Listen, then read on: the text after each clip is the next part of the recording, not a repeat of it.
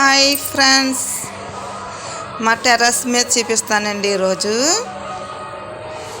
మరి నేను ఎక్కువగా మొక్కలు ఇంకా వేయలేదండి. ఈ వర్షాలు ఎక్కువ కదండి, అన్నీ కులిపోయాయి.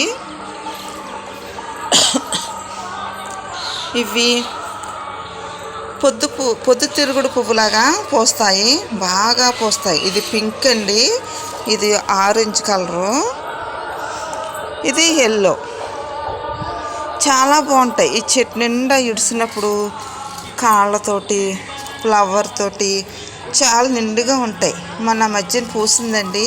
మరి ఇది ఓట ఎక్కువైపోయి చూసారా, ఇది ఎక్కువ ప్లాంట్ అయిపోవడం వల్ల లోపల ఎంత వర్షమైనా ఇది పెద్ద తడుపు వాటర్ అన్నది ఏమీ లేదు.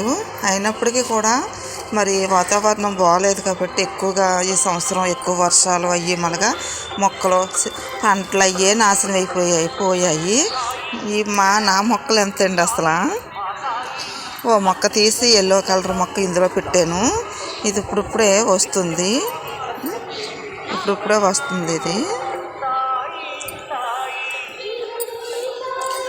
ఇది పింక్ కలర్ గులాబీ అంటండి. చాలా బాగా గుత్తుల కింద మరి బాగా పోస్తుంది. మరి కట్ చేసేస్తే ఇంకా బాగా పోస్తుంది. Pink colour. ఇక్కడ మొగ్గు ఉంది చూడండి, అదే కలరు బాగా పోస్తుంది. ఇది ప్లాంట్ అండి. ఈ ప్లాంట్ చాలా ఇది ఒక ప్లాస్టిక్ రబ్బర్ వలె ఉంటుందండి. ఇది ప్లాంట్ చాలా బాగుంటుందండి, చాలా నిండుగా అందంగా ఉంటుంది. ఇది వర్షాలు మళ్ళగానే శుభ్రంగా ఇది ఏర్లు కింద వచ్చేసింది. కానీ చాలా బాగుంటుందండి. ఇది ఇలాగా పైన ఎక్కడైనా తొలగించుకున్న పైకి చాలా బాగుంటుందండి. ఇది కూడా ఎల్లో కలర్ అండి ప్లాంట్. ఇది కూడా ఎల్లో కలరే.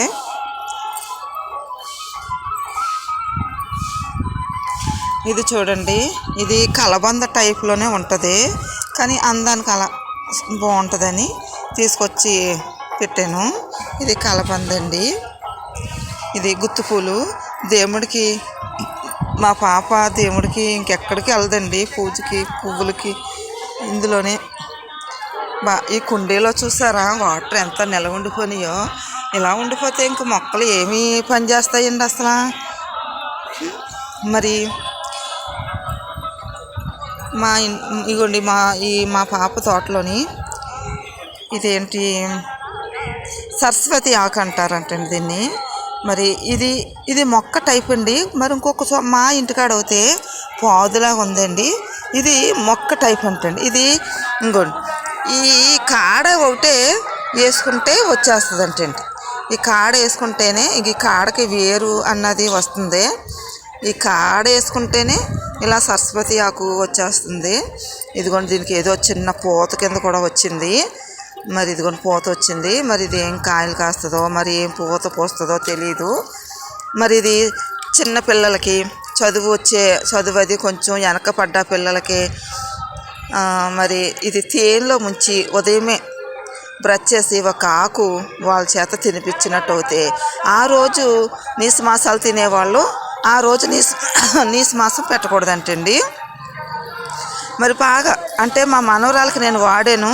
మరి మా పాపకి అయితే ఈ 8వ సంవత్సరం అండి. ఇప్పుడు 8వ సంవత్సరానికి ఇంకాని సరిగ్గా మాటలు రావట్లేదు, నత్తిగా మాట్లాడుతుందని ఈ ఆకు తీసి కొంచెం నేను పప్పులు అది వేస్తానండి. తేనె పెట్టి నేను పెట్టలేదు, కానీ కూరల్లో వాడతానండి. ఔషధంలాగా పనిచేస్తుంది ఇది. ఇలా 4 ఆకులు అవి తీసేసి ఏ కూరలైనా సరే వేస్తాను, నీసు కూరలో తప్ప. మరి పప్పులు అది వేస్తాను. ఇలా విడిగా అవుతే కొంతమంది తినరు కదండి పిల్లలు అదిని, అందుకుని సేది ఇలా విడిగా తింటే కొంచెం సిరిసేదుగా ఉన్నట్టు ఉంటుందండి. అదే మనం కూరలో ఒక 4 ఆకులు తునిసేసుకుని 4 ఆకులు కడిగేసుకుని వేసుకున్నప్పుడు మరి చాలా బాగుంటుందండి. అటువంటిప్పుడు కొంచెం ఎగ్ కానీ ఫిష్ కానీ చికెన్ కానీ ఇలాంటివి కొంచెం తినటం మానేస్తే ఆ రోజు బాగుంటుందండి. పిల్లలకి హెల్త్ కూడా, పెద్దోళ్ళు కూడా మతి మరుపు ఇలాంటివి కూడా రానిదంటండి ఈ ప్లాంట్ వల్ల. చాలా మనం ప్రకృతి మన ఆయుర్వేద మందులోనే మనకి ఎన్నో పెట్టాడండి దేవుడు. కానీ మనం ఉపయోగించుకోము. ఎక్కువ ఇంగ్లీష్ మందులకే మనం అలవాటు పడిపోతాము. ఇగో చిన్న చిన్న కుండీలోని కనకాంబరం మొక్కలు పెట్టింది చూసారా. ఇవి చాలా ఇది వరకు వచ్చినప్పుడు అయితే నేను చాలా నిండుగా చాలా ఎక్కువగా పూత ఉండి, ఇది మాసుపత్రి అండి. ఈ మాసుపత్రి ఔషధంలా కూడా వాడుతున్నారు. దేనికి పనికొస్తుంది అంటే అండి, ఈ మాసుపత్రి మరి చిన్న పిల్లలకి దురద వచ్చిన, కురుపులు వేసిన మాసుపత్రి, అక్కడ ఏదైనా తామర కింద వచ్చిన ఈ మాసుపత్రి అన్నది మనం చేత్తో ఒక ఆకు ఇలాగా తుమ్మేసి మరి గట్టిగా ఇలా నలిపేసి మనం అదే మచ్చని అక్కడ గట్టిగా రుద్దితే అది చక్కగా పనిచేస్తుందండి, పోతుంది. ఏం చేస్తుంటారా, నేను వాడి చూసిందే నేను వీడియో తీసి నేను పెడతా ఉంటాను. మీరు మిస్ కాకుండా మీరు చూస్తూ ఉండండి. నేను ఏదైనా ఇంగ్లీష్ అది రాందే, నాకు అస్సలు చదువు లేదండి. ఏంటంటే మా చిన్న బాబు యూట్యూబ్ ఇలాగ ఆన్ చేసి ఇచ్చి అమ్మను వీడియోలు పెట్టమ్మా అని చెప్పిన మనగా నేను తీసి పెట్టగలుగుతున్నాను. మాసుపత్రి కూడా చాలా వాటికి ఉపయోగపడుతుంది. మీరు కాకపోతే యూట్యూబ్లో మీరు కొట్టి మాసుపత్రి దేనికి పనిచేస్తుంది అన్నది కొట్టి మీరు చూడండి.